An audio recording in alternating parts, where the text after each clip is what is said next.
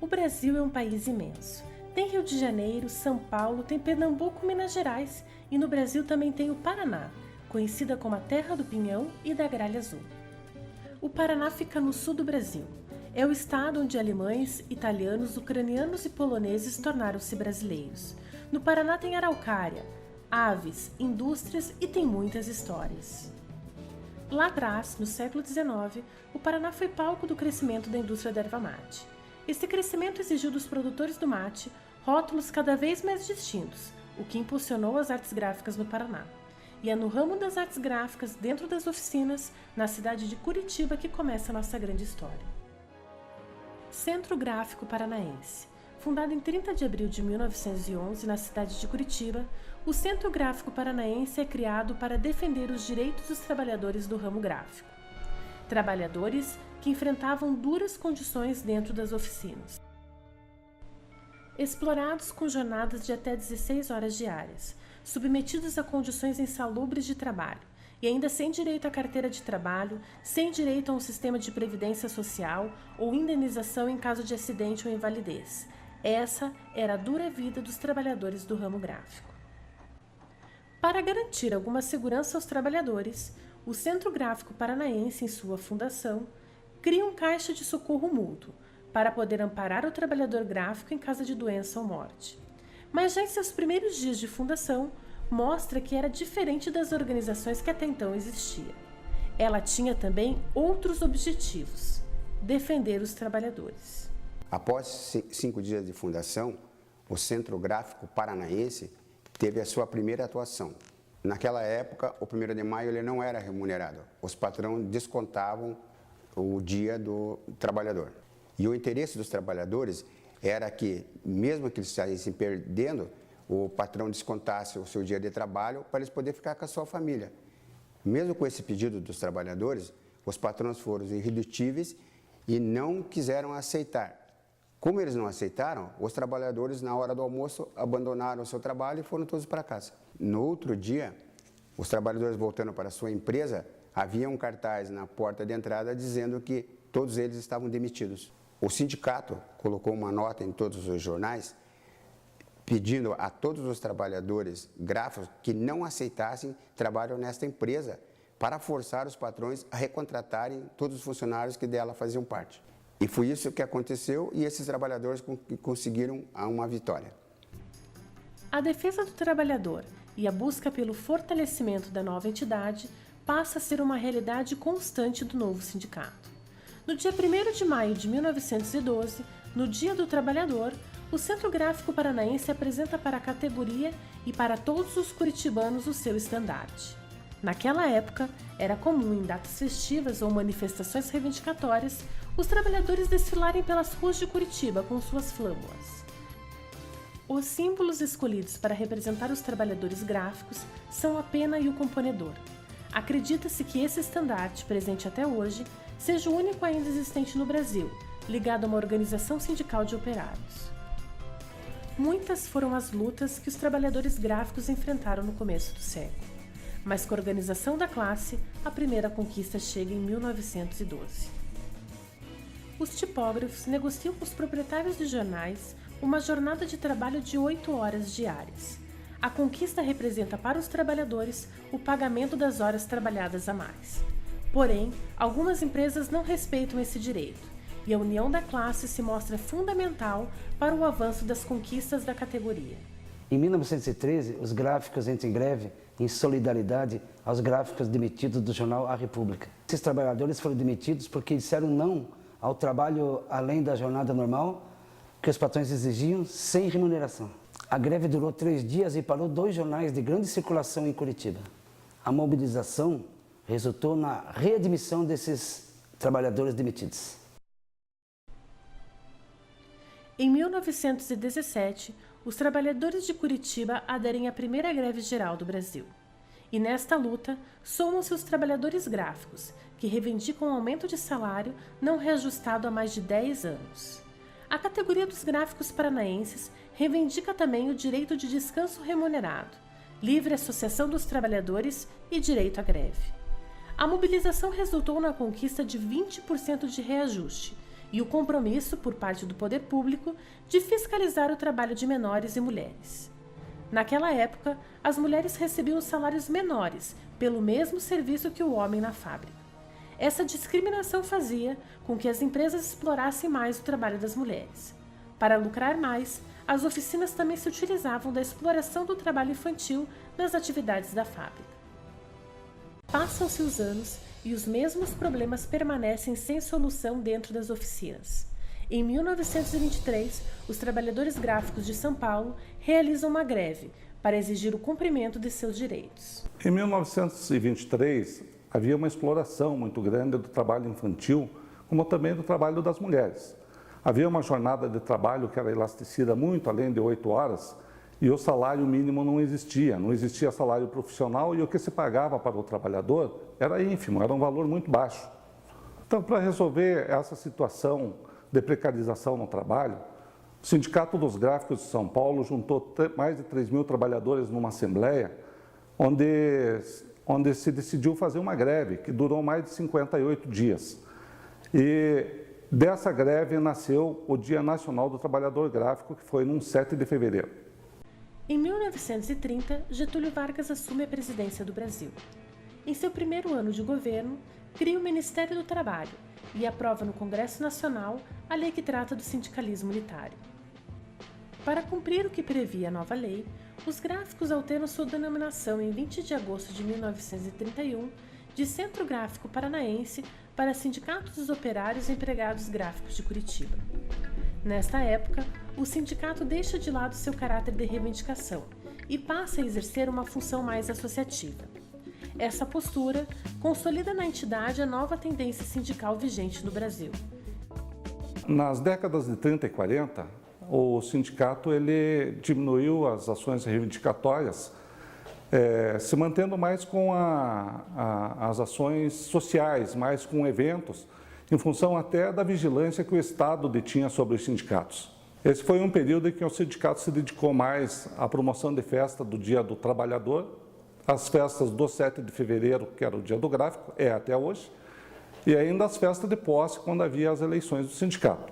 Fato marcante dessas festas do sindicato, em 1938 foi feita a coroação da primeira rainha das trabalhadoras gráficas, que foi a Sofia Ela.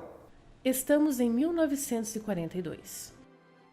O sindicato altera novamente sua denominação para Sindicato dos Trabalhadores nas Indústrias Gráficas de Curitiba, em cumprimento a uma nova determinação do presidente Getúlio Vargas. É nesse período também que é concedido aos trabalhadores direitos como a fixação da jornada de 48 horas de trabalho semanal, salário mínimo, licença maternidade e descanso semanal remunerado. O trabalho dos menores e das mulheres também é regulamentado, garantindo que os trabalhadores que realizam funções idênticas recebam salários iguais, sem distinção de sexo, nacionalidade ou idade. Em 1950, retomou-se o caráter reivindicatório do sindicato. Um dos fatos que se recorda disso é que houve uma participação de líder sindical dos gráficos participando de programa radiofônico falando sobre o 1º de maio. O sindicato, a partir daí, começa a ter um diálogo mais constante com a categoria. Em 1958, nós temos a primeira edição do jornal O Gráfico. O jornal trazia matérias sobre higiene e segurança do trabalho e já a luta pelas 40 horas. Acho que fomos o primeiro sindicato a levantar essa bandeira das 40 horas no Paraná. O STIC recupera seu caráter sindical, mas não abandona as festividades, pois entende como fundamental manter também atividades de confraternização como forma de unir a classe. Aí então se consolida como tradição os campeonatos de futebol dos gráficos. O objetivo do sindicato em promover essas atividades esportivas para o trabalhador é para esse trabalhador não ficar só dedicado dentro da empresa, no estresse do trabalho do dia a dia. Então, a gente promove os campeonatos para ele estar lá batendo papo com os amigos, além de estar lá para vendo os companheiros dele de outras gráficas que estão disputando o campeonato e fazer atividade física, né? Que hoje precisamos se movimentar. O caráter sindical e de confraternização prossegue pela década de 60. Grandes atividades são desenvolvidas na festa do Dia do Gráfico. As duas diretorias, tanto do CIGEP como da USTIG, reunidas, acharam por bem mudar um pouquinho, digamos assim, o encontro de confraternização dos trabalhadores gráficos. E nós denominamos a Festa da Família Gráfica, porque houve o entendimento de ambas as partes que a festa deveria ser de toda a família, não só de trabalhador, como de empresário, como de famílias, dos familiares dos dois lados. E começaram a acontecer e duraram mais ou menos uns 10 anos. E que o STIG continuou e que faz até hoje essa festa, e que é super importante, porque toda festa onde que vai a família junto, ela torna-se uma festa mais completa. Novembro de 1963. Os trabalhadores gráficos e jornalistas deflagram greve geral em Curitiba. Sem a existência de um piso salarial, tanto para a categoria dos gráficos como a para de jornalistas, os trabalhadores se organizam para lutar por melhores condições de trabalho e salário. As empresas resistem ao máximo para não conceder os benefícios aos trabalhadores, imaginando que assim enfraqueceria o movimento das duas categorias. Sem sucesso nas negociações e fortalecidos por um processo concludente de organização, os trabalhadores entram em greve. As paralisações ocorrem nas oficinas e redações da Gazeta do Povo, Diário do Paraná e o Estado do Paraná, que ficam sem a circulação de jornais. Durante os 4 dias da greve, muitas foram as dificuldades enfrentadas pelos trabalhadores. Nós fomos surpreendidos com alguns jornalistas e alguns gráficos que furaram a greve e foram imprimir o jornal Diário do Paraná. Para que nós pudéssemos impedir a circulação, nós fomos às bancas de jornal de Curitiba e previamente compramos todos os possíveis exemplares daquele jornal. Quando o jornal chegou nas bancas, ele tinha sido já comprado. Nós pegamos todos os jornais ali na Rua 15, fizemos uma enorme fogueira com esses jornais, pusemos fogo nesse jornal que não chegou a circular e, portanto, ao invés de ser um fator negativo para a greve, foi um fator ainda de mais solidificação das nossas reivindicações. Por outro lado, nós conseguimos que um dos proprietários de jornal cedesse as máquinas para nós imprimirmos o nosso jornal. Teve um outro senhor dono do jornal Diário Popular que nos cedeu as dependências, cedeu para o pessoal da greve as dependências do jornal para fazer o jornal da greve. Diz ele assim, só não me quebra nada, você pode usar e abusar disso aí. Então nós tínhamos o jornal da greve para manter a sociedade informada do que está acontecendo, porque o patrão contou a história dele, né?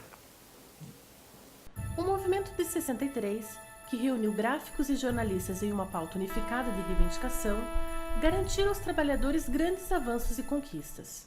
E esse acordo, depois de terminado, assinado pelas empresas, estabeleceu 3 grandes vantagens. Primeiro, estabeleceu um aumento de salários, estabeleceu condições de trabalho, horários de trabalho, formas de trabalho, garantias em relação à saúde do trabalhador, garantias em relação a questões previdenciárias e assim por diante. Foi um grande acordo, foi um acordo que resultou de uma greve e justamente por ter sido de uma greve, de um movimento muito forte, é que ele conseguiu muitas vantagens. 1964. Começa o movimento militar com o apoio da burguesia que derruba o presidente João Goulart. O marechal Humberto Alencar Castelo Branco assume o governo. Centenas de políticos, líderes sindicais, estudantes, intelectuais, governadores e ex-presidentes têm os direitos políticos cassados. Muitos são presos ou exilados. A coerção aumenta a partir de 1969, com o Ato Institucional número 5. Os movimentos sociais que se opunham ao regime ditador sofrem dura repressão, com torturas físicas e psicológicas. Então, na época da ditadura, então, a gente tinha muito medo até de sair encaminhada. E a gente, quando ia para uma empresa panfletar, a gente às vezes ia em 5, 6, a gente até ficava com medo de ir em 5, 6, ia 2, depois se escondia no carro, ia mais 2, porque a gente tinha medo de aglomerações. Sei lá, tinha medo até de levar um tiro, alguma coisa. Já quando a gente vinha para o sindicato, sabia que ia acontecer isso. Então, a gente tinha que encarar as coisas, mas meio com medo, sempre medo. De medo mesmo. 1975. A ditadura permanece no Brasil. O Sindicato dos Trabalhadores Gráficos de Curitiba apresenta muitas dificuldades para manter o funcionamento da entidade. Depois que a gente entrou na presidência, nós primeiro tivemos que pôr contabilidade do sindicato, despesas com INSS, tudo atrasado, para criar condições do sindicato crescer. E assim foi indo. Você chegava no sindicato, tinha gente na porta esperando e o sindicato fechado. O início foi terrível. Mesmo em época de dura repressão, o Sindicato dos Trabalhadores Gráficos de Curitiba mantém seu caráter sindical. O STIG ingressa com ações judiciais, que solicitam a inclusão de adicional para os trabalhos insalubres nas empresas gráficas que não pagavam esse direito aos trabalhadores. Em 1979, o sindicato organiza diversas mobilizações e acontece uma greve na Gráfica em Plástico, que atrasava constantemente o pagamento dos funcionários. Em 79, com os atrasos de salário da Implasp, nós começamos a ir na Alfredo Bufrem lá e chamar o sindicato para perto de nós, né, na Implasp. E daí que nós conseguimos a primeira paralisação, a segunda, a intervenção do Ministério do Trabalho, daí conseguiu receber. E o pessoal continuou mais uns 6 meses, fechou a empresa, né? As condições de trabalho insalubres dentro das empresas foi pauta de reivindicação do sindicato desde sua fundação. No final da década de 70, as condições precárias de trabalho ainda permanecem em muitas empresas. Na época ali era tudo improviso, época de tipografia ali, não tinha tanta fiscalização para a parte de saúde do trabalhador, parte de iluminação, como tem hoje, né? Começava a trabalhar, assinava a carteira, quando assinava, né? Não tinha protetor auricular, usava bota, ou mesmo o uniforme não tinha. Era difícil, acho que a única empresa que tinha mesmo isso aí era a Impressora Paranaense. Sim, aquele tempo era bem forte a insalubridade, né? Eu lembro que quando eu ia buscar os insumos que eram usados na gráfica, né? E eu passava por um setor lá que tinha um profissional que ele dava na preparação de tinta. Então eu chamava o Homem de Ouro, porque ele sempre estava brilhando, era dourado, era uma tinta especial, né? Inclusive o tipógrafo ele tem dosagem de chumbo no sangue, né? Quando faz o exame sempre tem um percentual de dosagem de chumbo. Ainda em 1979, o sindicato realiza diversas assembleias, com o objetivo de conseguir aumento salarial nas negociações com os patrões. O regime militar infiltra agentes de segurança nas reuniões do sindicato para acompanhar e vigiar qualquer manifestação de oposição ao governo. O sindicato, mesmo sob constante vigilância, mobiliza os trabalhadores e conquista reajuste salarial de 52%, superando em 8% os índices oficiais do governo na época. Também conquista a criação de pisos mínimos salariais para os trabalhadores e a garantia de estabilidade por 60 dias após o término da licença maternidade para as trabalhadoras gráficas que estivessem grávidas. Ainda sob a ditadura militar, o Brasil assiste o final do milagre econômico.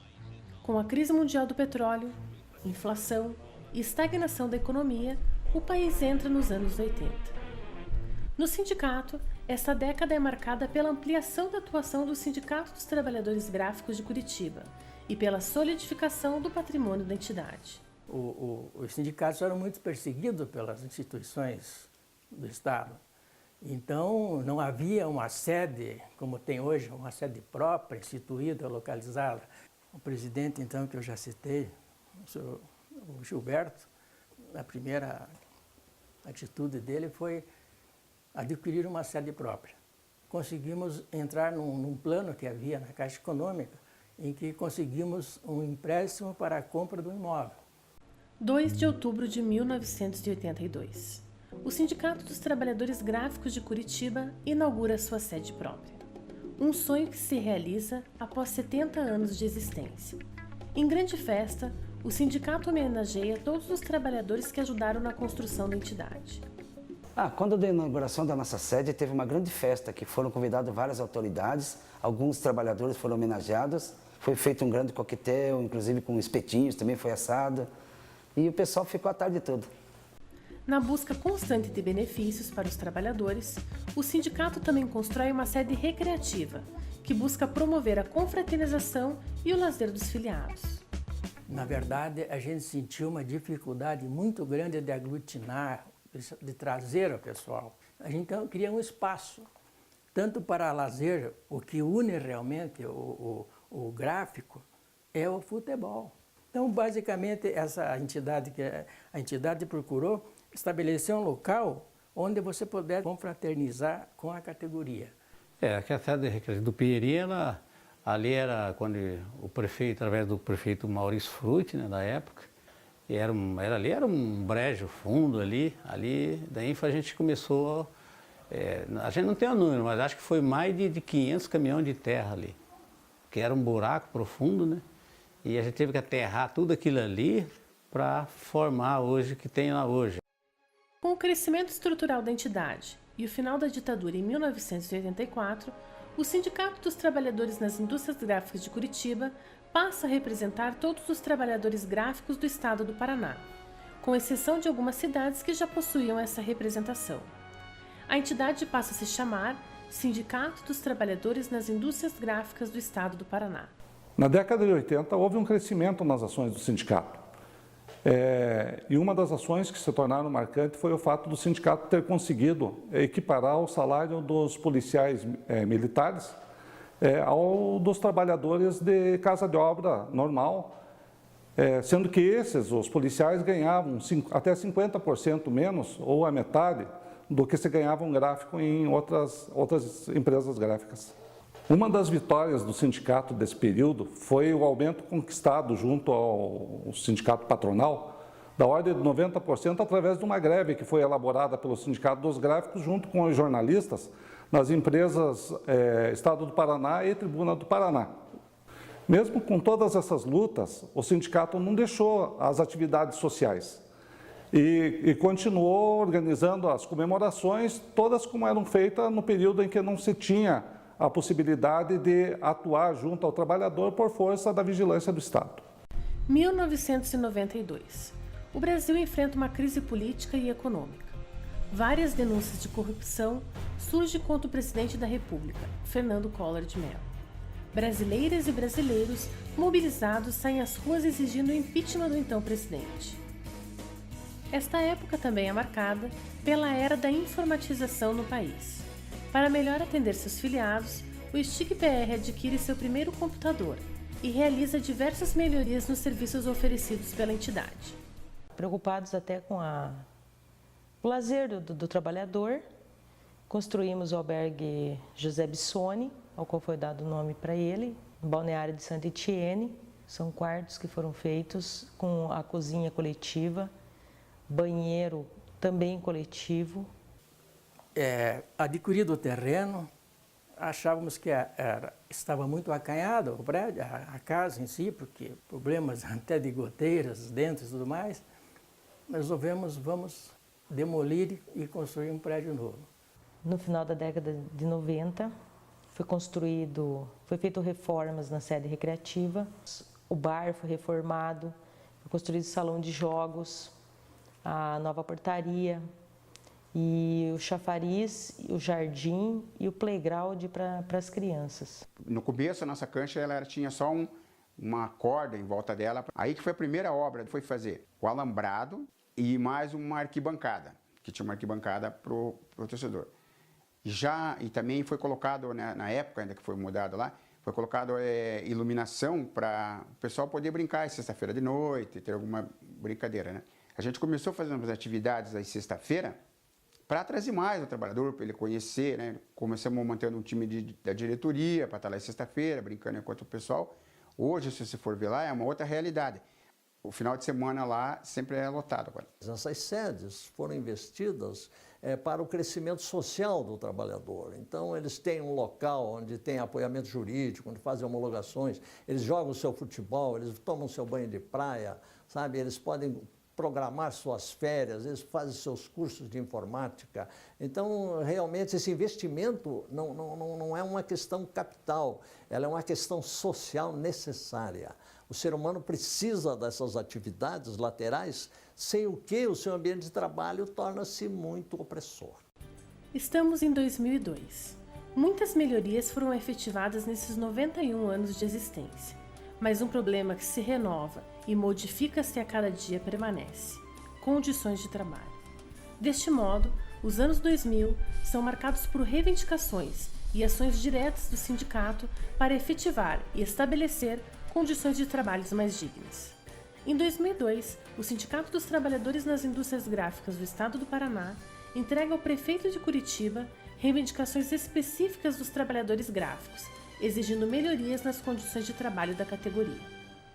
Olha, a luta do sindicato é no sentido de que haja um trabalho saudável. Existe histórico de até óbitos dentro da empresa por falta de segurança da máquina, e a gente tenta conscientizar o empresário que o trabalhador é um patrimônio da empresa também. Então, na nossa opinião, ele não tem que visar só lucro, investindo só em máquinas e equipamentos. Eu acho que ele tem que investir na saúde e na segurança do trabalhador também, para que ele tenha uma vida saudável dentro da empresa e fora da empresa também. Além dos problemas de condições de trabalho inadequado, os gráficos enfrentam entraves constantes na luta por seus direitos. Tivemos grandes brigas nos anos 2000. Lutamos contra o trabalho terceirizado e o trabalho temporário nas indústrias. Também lutamos contra a prática do assédio moral contra os trabalhadores dentro da empresa. Ganhamos várias ações na justiça, desde demissão de gestante até indenização por perda auditiva. Em 2009, outras 2 ações radicalizadas do sindicato são necessárias. Os trabalhadores paralisam suas atividades na busca por seus direitos. Nessa empresa que nós fizemos a greve, foi feita a assembleia, os trabalhadores que iam pagar enquanto não saísse seu salário, não saísse o 13º, o sindicato ficou junto com os trabalhadores, apoiando eles ali até que saísse o salário do mês, o 13º. Foi feito reuniões no Ministério do Trabalho, foi feito reuniões com o patrão, até sair, ficamos uma semana e pouco ali, até sair esse pagamento do pessoal. Na mobilização ali, você está abaixo de sol, abaixo de chuva, enfrentar alagamento, enfrentar a empresa. Tivemos uma greve na Posigraf, devido a ela não querer dar o aumento salarial da convenção coletiva. E nessa data nós ficamos 3 dias em greve com eles, tanto que dos dias começamos das 11 horas, aí foi até as 4 horas da manhã, aonde a empresa, devido a nós estarmos com os trabalhadores aí em frente ali, forçando uma conversa com o patrão, eles vieram, apesar que eles chamaram polícia, tivemos um tumulto na frente, mas passado o decorrer da noite e madrugada, conseguimos conversar com o patrão para onde que foi feito o acordo. A construção de espaços de lazer e promoção de atividades de confraternização tem pautado as ações da atual diretoria do STIG-PR. Para proporcionar um conforto maior para os associados, nós construímos 5 sobrados em Santa Etienne, onde era a parte coletiva, agora é toda individual, com cozinha, sala, quarto e banheiro. Temos 2 piscinas, sendo uma adulto e a outra infantil. E lá também tem 3 churrasqueiras, tudo para o conforto do trabalhador gráfico, associado e seus dependentes. Nós temos já no nosso calendário anual a festa do Dia das Crianças, festa do 1º de maio, festa junina. Esses já são tradicionais. E o principal nosso que nós temos dentro, que é o nosso campeonato de futebol 7 Society livre, e hoje, a partir deste ano, começamos com o Campeonato de Futebol 7 Society Veteranos. O objetivo das atividades é unir mais a classe de trabalhadores e seus familiares. Dessa forma, a gente traz todos eles para junto de nós. Sempre em todos os grandes movimentos, desde a época da Constituinte, em 88, eu lembro que o Sindicato dos Gráficos estiveram presentes naquele momento tão importante aos trabalhadores, que foi a modificação da Constituição. Na sequência, com a vinda das centrais, o Sindicato dos Gráficos estiveram sempre presentes, ajudando inclusive a organizar a central no Estado. Quando nós assumimos a central em 97, foi o Sindicato dos Gráficos que acampou conosco uma grande caminhada no Estado para a gente retomar o movimento sindical e resgatar a credibilidade junto aos trabalhadores.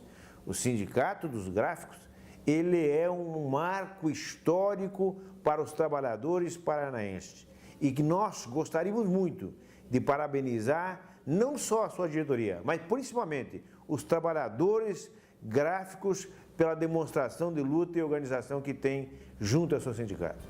Trabalhador gráfico, o sindicato durante 100 anos lutou por salário, dignidade no trabalho, contra o assédio moral. Juntos, unidos, vamos lutar por mais 100 anos para novas conquistas.